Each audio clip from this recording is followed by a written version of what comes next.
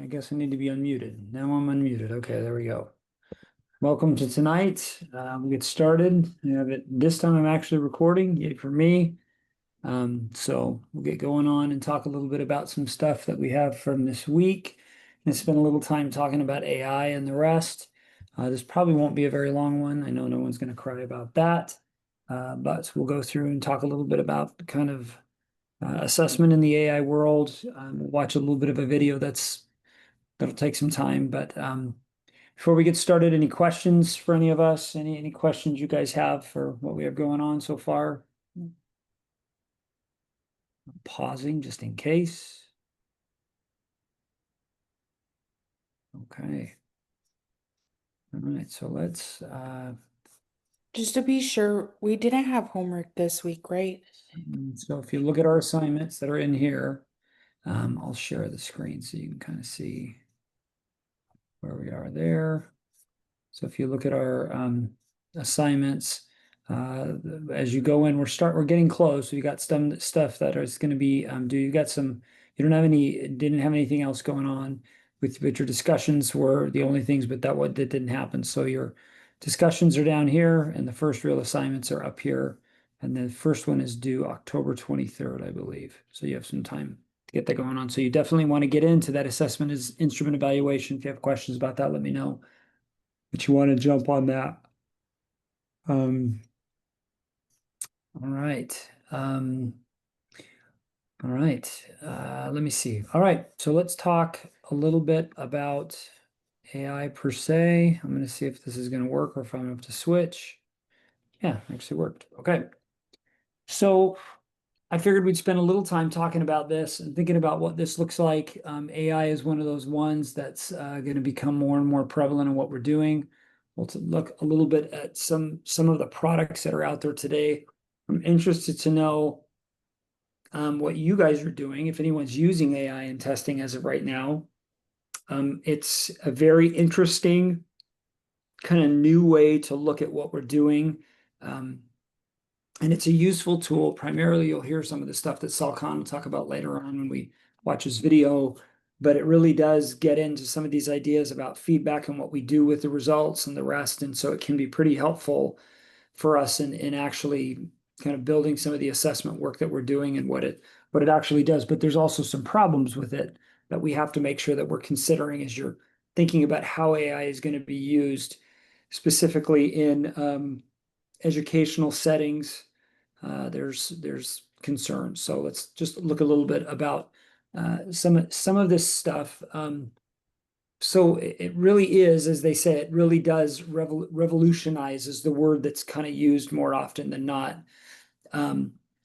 It really kind of just looks at it can be more specific, and what it does better than anything else is it provides direct feedback to our students, which we know is the most important part of the assessment process, is how much what you're doing, what you're doing well, what you may not be doing well. AI will help with that process. It's not just in the development of items, but in actually if you could get it to be able to think forward, look forward, and provide some feedback to students on what they're doing and how they're using it. It becomes more of a formative assessment tool that's very responsive to students. As it says, it can go from automation, give you some of that really quick automation that actually makes it score faster, makes it kind of give you some of that takes the work away from the teacher and having to be able to do that. But what it also does is it personalizes it. One of the biggest critiques and our criticisms or problems that teachers have, and I'm sure I can ask all my teachers in this room, is time and how much time we have to be able to really respond to and work with our students, give them information. So what this does is it actually allows us to control for some of that, which is good, but it can depersonalize in other ways because it takes out that real kind of thinking on the teacher's part, and you sometimes get a little lazy and let the AI do it. So we have to be careful. It's happening all over the place. We're using it all. There's tons of different programs that are using it all over, just everywhere. There's lots of force movement in that area. Specifically, the pandemic did some of that as well. but it made it so that way we really are relying upon it for us to be able to develop assessments, build them, grade them, and actually provide feedback, as we've said. And there's some of these other works as well. And what it will also do is, because it has so much more knowledge available to us when it learns, it can help much more. It helps very much so with diagnostics.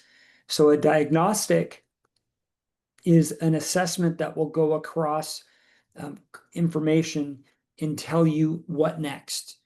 Where it's diagnosing, it says, here's an issue, you need to do this. We call them screeners at times. We call them there's some level of diagnostic. And because you can look at so much with some of this AI and have so much information in what you're analyzing the results with, they tend to be pretty good at diagnosis. Not perfect, but they can be pretty good. Like if I were a doctor that were being paid to review X-rays, not kind of an X-ray, the radiologist per se, at some point they're going to be out of a job, just because it can be so good at looking at patterns, looking at those kinds of areas, and do diagnosis better than the human eye can, and it's much quicker time. So you have to be careful. But there's problems. So we're going to talk about this really quickly as we look at some of these. There's some challenges that come into it. Um, so so these are the things that we've seen. We've even talked about it a little bit with AI, this idea of adaptive testing. And adaptive testing is simply saying it's going to change what it's asking you based upon how you've responded or what you put in. We'll see this in a minute with Khan Academy, with Kamigo, if you haven't seen that yet. As you can have more difficult items, you can have easier items, and they've done that in the past, but AI's done it even better now. It's improved its accuracy. Automated scoring, which is great. Giving feedback to writing. I mean, how many times, I don't know if I have any high school teachers in here, but I'm a college professor and been for years, and I teach ERE220 if anyone has taken it. And let me tell you how much time it takes to read 20-page papers from 40 different students and give some meaningful feedback. It's hard. And so doing it in a way that you can actually do this, I've used AI on different pieces of it, but I still have to dip in and make sure that I'm looking and seeing what the student does. So using it in combination makes it much more efficient, gives more robust feedback, and helps the student as they're going through. So it can be useful, but you have to be careful with kind of how you're doing that as well. As we said, formative, diagnostic, it will generate items pretty well. It does a pretty good job of that. Not perfect. You always have to, you can't trust everything that AI does in that area. You want to be careful about how much control you're giving some of the work in AI and some of what you're relying upon. Never truly rely everything. Make sure you review everything you put out. I did something just the other day where I had it compose an email for something, and I used a few different resources to put it together. And I looked at it, and one of the most simple things that was in the email was the day. It had the correct date, but it chose the wrong day. So it was supposed to be Tuesday, whatever the date was, and it put Monday. And so, I mean, that's one of the simplest things that AI can do to check against, and it got it wrong. So just because AI is there with test item generation, just because it will produce something for you, doesn't mean that it's correct. You really need to take the time to ensure that what you're actually getting out of that is accurate. So one of the other things that matter is this idea of security, the integrity tools. Yes, students can cheat depending upon what types of protocols you're using, what type of systems they're using. AI can be used very much for that, and students do use it. There is no tool out there that can really check whether or not it's used, that AI was used. Don't believe the hype. It doesn't work. AI checkers just as often are wrong as they are right. And so just be careful. And some of the AI will also, it's gotten to the point where it's pretty slick, where a student who's actually a really good writer will write something and they'll run it through AI and say, throw in some grammatical errors so that way I don't be flagged as cheating. And it will do that as well.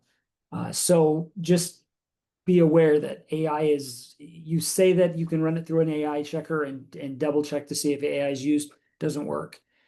It just doesn't work. So there's nothing in the writing, tags or other things along those lines that will say this is AI. It can be, it may be, but you just really don't know that. You can read it oftentimes with students, depending upon their grade levels and what they're doing, and you can see if they're using vocabulary that's too sophisticated or voicing changes throughout the paper. You'll see some of that. Obviously, if you've got copy paste, it will be able to tell that kind of work. It will say if there's a copy paste that it can actually tell. But whether it's true AI to be able to read what's written, there's nothing really that will do that. So just be aware of that. So here's a couple of companies that are doing it quite a bit. I don't know if anyone uses any of this stuff. Does anyone use AI right now at their schools? Use any systems that they're actually using AI to build tests or grade tests or do things like that? I don't know if anyone is. Yeah? What are you using? Can you hear me? Yeah. Okay. Um, personally, I'm not using it, but what I've noticed, if anybody does benchmark advanced, which is a pretty common ELA curriculum, on the unit and the weekly test, if there is any writing portion, what I noticed is when I would go in to grade it before, I would give it a 0, 1, or 2 based on the rubric, or a 0, 1, 2, 3, 4 if it was a longer writing. And that's not an option anymore. It is grading it. Yeah. It is automatically now doing AI. And I tried to change a student's grade because I knew they really, really tried and I wanted to bump it up to a 2, and it either wouldn't let me or I couldn't figure out how to do it. So there was that. Now I haven't decided whether I'm going to let kids know that AI is grading their grade. Yeah. I haven't decided whether I'm going to tell them that or not. I almost did today, and I thought, well, we'll just, because we practice writing it out and then they type it in, is how, because I'm third grade. And so, the other piece of that is I have an aide because I'm a combo, and she didn't have the assessment to see ahead of time, to know what the rubric was, to know what the right answer was, to know how to guide the kids. Do you see what I'm saying? So Mhm. she kind of guided them in a way that didn't give them a 2, it gave them a 1. Oh, yikes. Yeah. So it's a sticky wicket, to be sure. Yes, it is. Yes, it is. And there'll be new way. And as we're rolling some of these things out, it's coming and it's not going away, is what I want to say. Is that as we get some of these resources, they really are going to be part of what we're doing in our regular educational practice. So we have to be aware. Here's a couple of them. We'll talk Conmigo in a second. I actually have Conmigo. I pay for it. I believe it's free to teachers, but if you use it like institution-wide at a school, it's a certain charge per student. I do know that I am on a team right now that's working with the county with different schools. There's a few, we were talking about it. I think Fresno Unified is going to be looking at it across certain schools or grade levels. And there's going to be some other schools or districts in the county. And I'll be working with some implementation work along those lines and kind of seeing how that looks. And I don't know much about it yet. I'm still learning. But it can be a very interesting tool. Like I said, we'll look at it in a second. ETS uses something that's an E-rater. It's mostly about grading constructed response items because it saves time. Grade Scope is another one that Turnitin. We've all used Turnitin before to look at plagiarism checker. And then there's a few others. Copy leaks is something that they propose, they say does did AI detection, but I promise you it doesn't do much. And then Magic School AI there's several different AI programs and things that can be used for teachers, but I've heard that Magic School AI is actually pretty good for teachers to use in lesson planning and development and things along those lines. And so I've seen some of that given in the past, and it works pretty cool. It's you do have to be familiar. You need to make sure that you're actually aware of what's out there. It's useful for you to be able to look at some of those. And it can be a helpful tool in guiding you kind of where you're going to go next. And I can talk about that if you have other questions. But so here's a couple of just a couple of things that you guys really, as you think about some of the ethics or some of the issues that are in there. So when there's some bias that's going to be in there. Remember, AI is based upon the data that it has access to. So bias means that you have systematic inaccuracies or concerns based upon that are systematic throughout everything you're doing. Error happens naturally in testing. Bias means that there's systematic error. Systematic error means that it does not have access to certain content. Therefore, it's not teaching the students nor testing them on it. They don't get that information. They're not scoring it correct. They're not giving that back as it. So whatever it's trained on is what it's going to respond to. And so there's a couple things with that. If you've got missing data, that's one part. If you've got added data that's wrong, I'm not going to jump to any recent information that has been posted about different types of results. We'll just leave it at that. But what I'm saying is if it's incorrect or if it's not completely accurate, it will take that as gospel fact. And that could be a problem with what you're actually reporting back or how the feedback that's being received. So if it's based its learning on incorrect or inaccurate data, that's what it's type of feedback you're going to receive, and that is not a good thing. So you have to be careful with that. Bias is there. The other one is privacy, and this is a really, really big issue. All of my friends who use ChatGPT, all of you guys here online, if you pay for it, realize everything you put into ChatGPT is now thrown out into the public domain. And it's using what you put in and the questions you ask and the data you upload and anything you put. If you put a little cute picture of your kids or your granddaughter or your friend's kids and put it in there to be able to say, fix this picture, add this to this, that picture now becomes part of the public domain and they're using it as learning. And student data, if you put student information with names and test scores and the rest, and you put it in some of these systems, now becomes part of the public domain. And you can't do that. That's illegal. So there's problems with having these data security of what students have access to when they go in and access some of this content can be really problematic. And this is of all the things we're talking about right here, that's probably the one that is rising to the top right now as the greatest concern that's happening in education right now is this idea of privacy, because anything you put in, they get it, and it now becomes part of the learning for the AI system that's being done. So we have to be careful what we do. There's ways around this. You can use closed systems where you actually only access certain content and all of your information is based on that. There's some really cool one. I just learned something last week. It's called, and maybe you already know about this, Notebook LM. Anyone ever heard of Notebook LM? You guys ever heard of that? Notebook LM is a system. Go in and look it up. You can download an app. You can go on the website. Maybe we'll look at it in a second.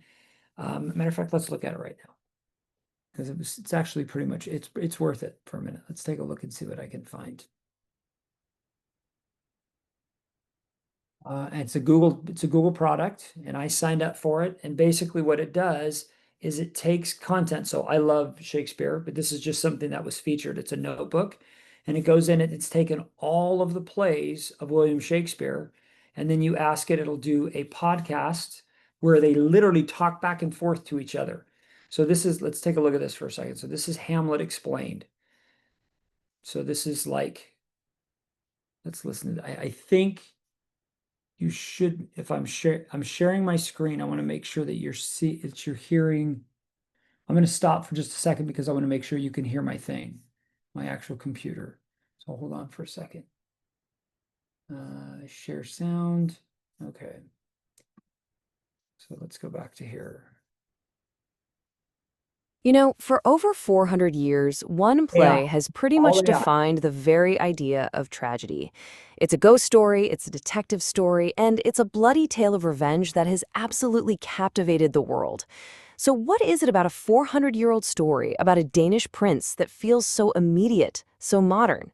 Today, we're going to dive into the masterpiece that is William Shakespeare's Hamlet. All right, so picture this. We're on the free What I want you to understand is this was not something I told it to do. You dump Hamlet, the play, and all the rest of these things in there, and you tell it, you can just say, I mean, all these things in here. These are two sources that they threw in. They combined it, does Hamlet, does it all. The voice is AI. It's AI generated. There's some in here that go through, and this one here was, I think this was the one I was listening. Welcome to the Deep Dive, where we plunge into dense information to pull out the most compelling insights. Imagine you're preparing for a meeting, but instead of corporate strategy, our mission today is to navigate the dramatic landscapes of 3 of William Shakespeare's most renowned tragedies. Precisely. You've handed us the complete text of Othello, King Lear, and Macbeth. So our task really is...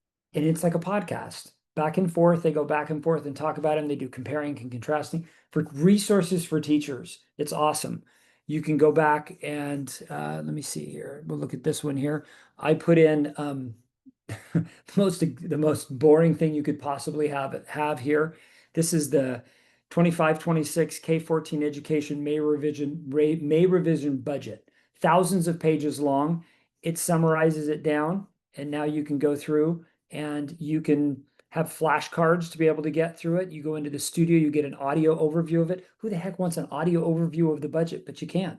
It'll go through and actually put, and it's as easy as going in and saying I want to create it, and I can add resources. If I can have different people that are contrasting the budget, giving their opinions about the budget, to be able to put it in, they drop it in there. You can actually create quizzes on the budget, like literally put these pieces in, it will generate it from the resources. It's closed looped. So what that means is it only uses the sources that I've added.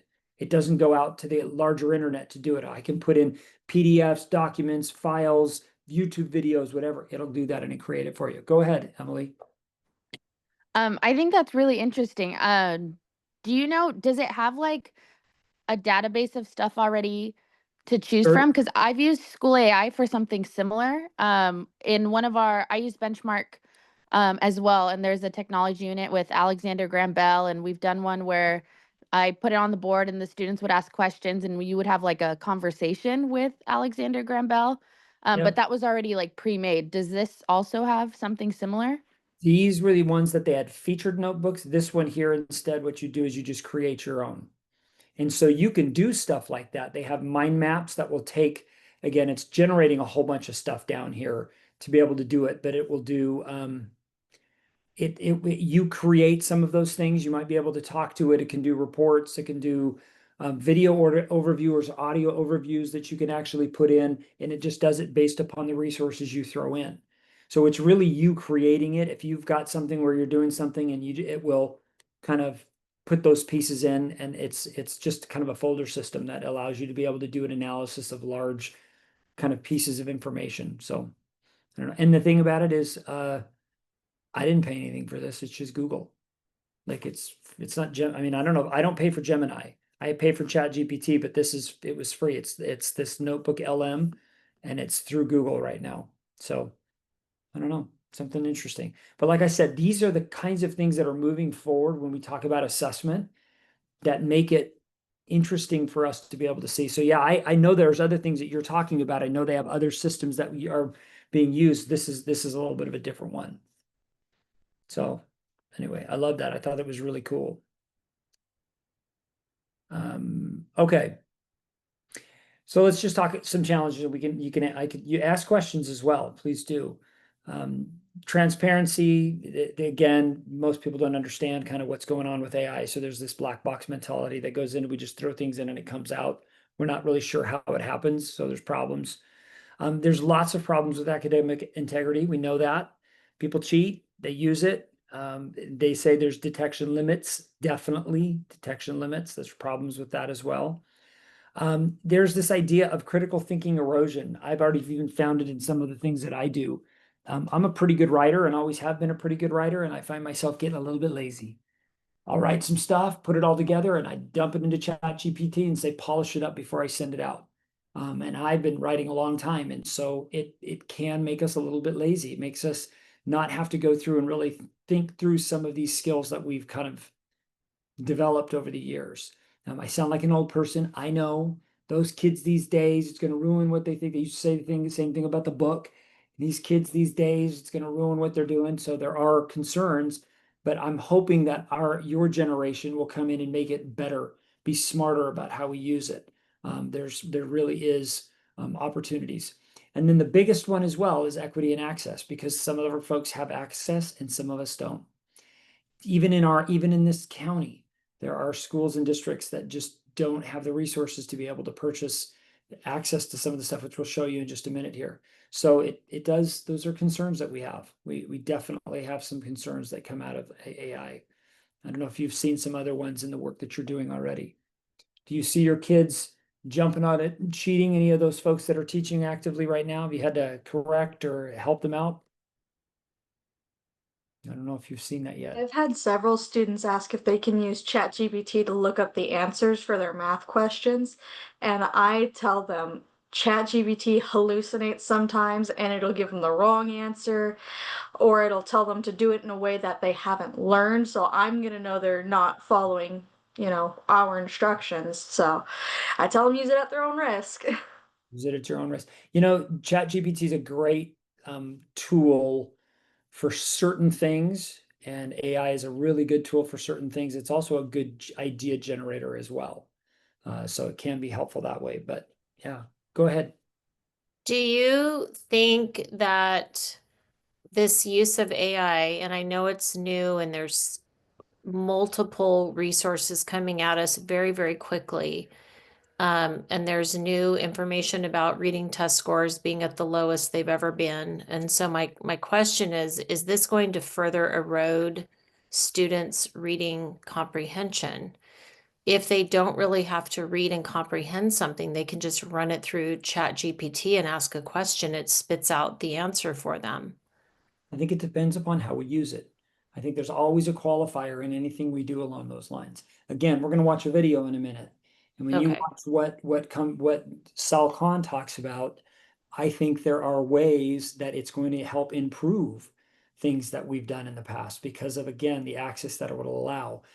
Yes, if we don't do anything with it, but then again, I mean, it's kind of the same question people were asking us about what is texting going to do to the ability for kids to be able to speak.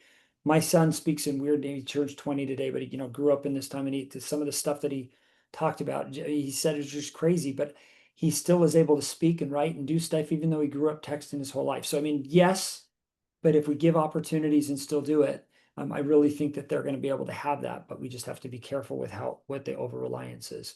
And I don't know, I guess we'll find out, because that's the one Yeah. thing. It's not going away. That's No, key. no, it's not going away.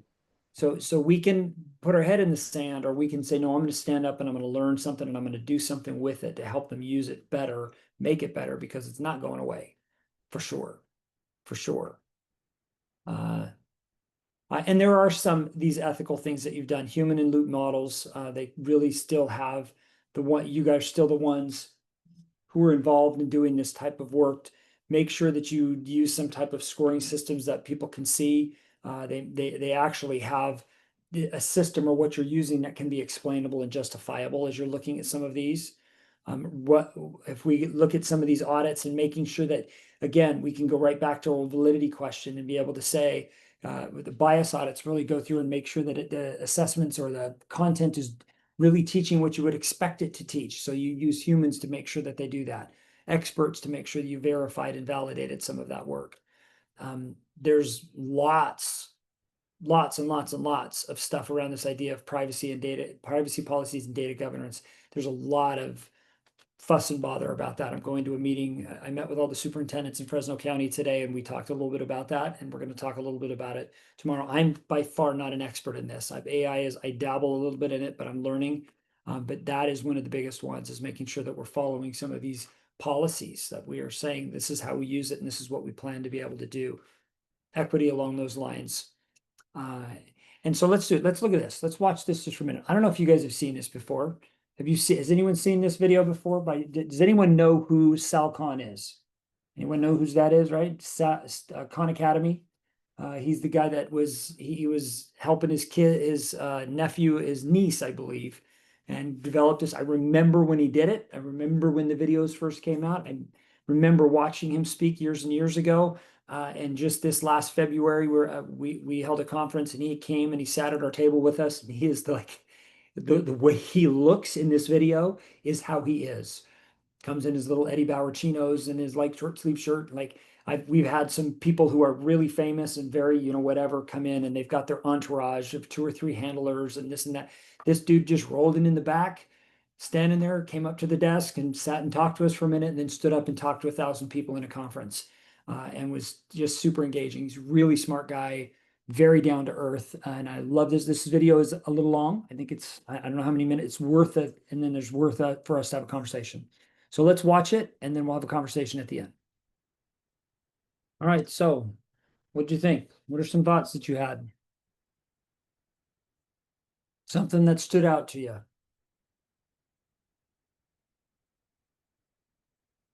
It's amazing. I think the part about the feedback, just, I think like be trying to give that one-on-one feedback to the kids for their writing while they're writing in real time. Like you can get to maybe 3 or 4 kids and then the rest of them is just like, well, just turn it in or so that part is really cool. Mhm. I'm going to make one point about it before the next thing. I don't know if you noticed it. What was the date on that video? Did anyone see it? What year and what was the date? Anybody? 2023, but I didn't see the other part. It was April 2023. It is so much better 2 years later. It's crazy how much more, when they say conversation mode, I mean, you guys understand that when you go into your little Chat GPT app right now, I have to find mine on here, but when you go into your Chat GPT, if you click down here at the bottom, I don't know if you can see it down in here, one of the buttons at the bottom, anyway, down here on the bottom where it has a little thing, you can have conversations with your Chat GPT. You don't need to type it in anymore. You just push the button and say, hey, tell me a little bit about this, then the other. It'll talk back to you. You can go back and just have a conversation. That's what this does with these students. So what he was typing now can be an active conversation with the computer, with headsets, just going back and forth and learning in real voice, just like they're having a real tutor. If you've got some time, go look on YouTube and find, he does another video with his son, and he's using Conmigo as well. And if you put in Salcon geometry, Conmigo, and he goes through and his son is doing a geometry question using this. Basically, he has to solve it, and he goes, okay, well, I'm going to go here, but I don't know how to go this, and the thing spins. Okay, that's a good choice. Now remember what you learned about this area, and how do you go? Okay, well, I want to be able to use it for that, and it walks him through this very complex geometry question, never once giving him an answer, making the kid go through and do all of the work. This is like physically writing on the tablet that he's using it with. So it's not just on the computer, but he's got a tablet where he's writing the shapes and talking through. So anyway, what are some other things that stood out? Go ahead. I'm just, in my brain, I'm thinking about primary and upper grade teachers, middle school, high school teachers. And I know that the problem that I'm seeing right now in my 3rd grade currently is some teachers who have 15 out of 27 students who are significantly below reading level, like kindergarten, and they're in 3rd grade. And my, initial reaction to this is, wow, how could this help those kids? How could that help this teacher who is struggling to help these kids have access to 3rd grade curriculum and 3rd grade text when they can't even read at a kindergarten level? I don't know what they can understand, but they certainly can't read above like a DRA level 3 or 6, which is very low. And usually when you've got that level of variability in a classroom, the biggest complaint from a teacher is, I don't have time. I don't have time to go to do this, to do that, to do this. So this will help. It's not a magic bullet, but it can help with some of those. What else? Yeah. What else? Anything else that stood out to you guys? I like the fact that when at some point he mentioned something that I think a lot, which is the possibility of leaving more time for the human interaction between students and teachers. In my whole life working international students, I had I was privileged to have worked in schools that had a lot of programs in outdoors learning and residential trips. So we traveled a lot with the kids. And one of the things that I noticed is that when we are like 24 hours in a educational context with them, like for 10 days, for a week sometimes, and once I spent 3 weeks in Canada with them. There's a lot of learning happening all the time. It's not only in the classroom, not only math, so they're learning about everything and everything. So and the social emotional learning, for example, and I think that the education with these tools, that's the trend. Like we're gonna have to like allocate less time for this kind of instructional thing, and have to include more time for the social emotional learning, which is going to be essentially our job, like as in the humans interaction. So this is going to be our expertise in a sense. That's somehow what I see about the future. I'm not judging, thinking it's better or good. I haven't gotten to that point yet, but I just see that happening. More time being, or even being demanded, more time being demanded for that kind of approach, that kind of interaction with the students, like with the attitude, with the manners and social emotional issues. So I think that this called my attention because this is something that I have already thought about. It's like the time being allocated differently. Yep. Awesome. Any other thoughts? Thoughts, comments? For me, it was just like I was kind of wondering how come I haven't heard about it yet, just because I have a son that's in 6th grade now, and I'm like, this is like my first time hearing about it. So I don't know. Yeah. It was kind of interesting. So I kind of like looked it up and looked more into it. It's interesting. It's interesting. It could be very helpful for your kids to be able to use. It will take training. Let me tell you, for teachers, it will take training to learn how to use some of this stuff. And it will take some time to implement it and roll it out correctly. But it will change what learning looks like. It will change the way we assess students and what we expect them to know and understand. And it's going to be, it's coming. Like they said, it's not going away. So I don't know. Any other thoughts about this? I thought this was valuable to talk AI. There's other testing issues that I've talked about in the past, but I was like, that's boring. AI is what's happening now. So I pulled this out and pulled some resources out to create a PowerPoint quick to do something here. But I thought this is useful for you guys to be thinking about and being prepared as you're going in to, because a lot of you are going into the development of content and curriculum and managing districts in their curriculum and assessment parts of the world. This is where you're going to have to jump in and learn. So it's worth it. So any other thoughts, comments before we're done for tonight? Like I said, this isn't a very long one. I have a comment question. Sure, please. I've never used Conmigo before, but it sounds like it's a really good program. I think I used something similar in my classroom, but it's for math. It's called Magma Math, where like there's a little robot, they call it the robot, and the robot just kind of gives them prompting questions to make sure the students are able to answer the problem themselves instead of giving them answers. And it was really interesting. But I'm just wondering because right now I'm in a dual immersion classroom, a Hmong dual immersion classroom, and I'm wondering if it will work with my students who are learning a second language in Hmong. I will say this, ChatGPT, I don't know if you guys have ever done this before, ChatGPT speaks multiple languages in that dialog box. So it is a translator. I don't know if you know that, but you can take ChatGPT on your phone. And if you're a doctor in a doctor's office and don't speak the language of the person that's coming into you, you can tell ChatGPT, I'm having a conversation with this individual and they speak Norwegian, whatever. And I'm going to ask questions and I need you to translate it into Norwegian. And when they speak Norwegian back, I need you to translate that back into English. You tell the system what to do. That's your prompt.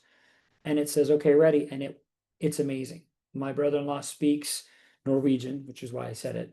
And it is right. You can do it in Spanish. You can do it. So it's definitely something that I'm sure is done in Hmong as well. They say it's not, that some of the stuff is a little stilted, and as is any Google Translate or any of the other things, but it can communicate and help with some of those languages. I don't know if it does it in Hmong, but I imagine that it probably does some of that, and you should try it.